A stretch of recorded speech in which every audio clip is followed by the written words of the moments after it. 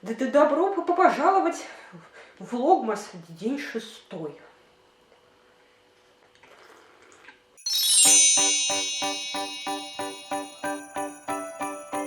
Я только что пришла с улицы. На улице дубак. Ребят, минус 8 градусов. Я понимаю, что сейчас найдется кто-то среди зрителей, кто скажет, что Даша, минус 8 это жара. И я согласна, что, возможно, это и не так холодно, но я просто к этому не была готова. Я не была готова к этим морозам. Слишком уж резко они пришли. Поэтому спасаюсь как могу. Обычно это два способа. Горячая вода или мой горячий, рождественский, как я это называю, напиток по Дашиному рецепту.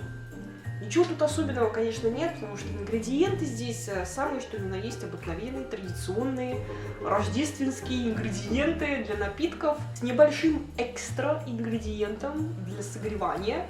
Но мне вкусненько, и почему бы не поделиться с вами вкусненьким. Короче, как я думаю, вы догадались, сегодня я поделюсь с вами рецептом Дашиного согревающего напитка. Для напитка нам понадобятся следующие невероятно особенные ингредиенты. Горстка клюквы. Поскольку у меня она замороженная, я сразу кидаю ее в кружку и оставляю размораживаться. Нам также нужен апельсин, мед,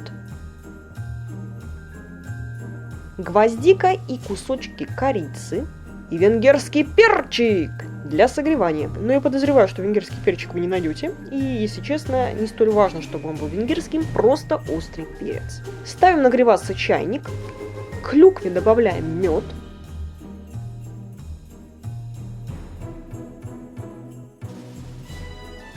Нарезаем дольку апельсина.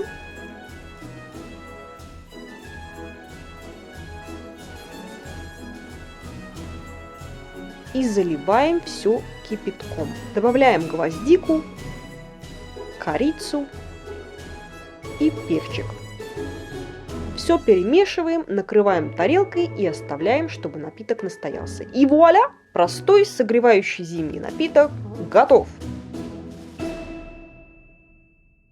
Ох, краса я, краса!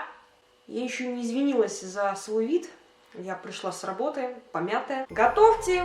Пробуйте, делитесь своими вкусовыми впечатлениями и расскажите, что вы любите пить в это холодное предпраздничное время. Спасибо, что уделили время моему очередному влогмас. Надеюсь, вам это видео понравилось. И встретимся с вами завтра. Пока!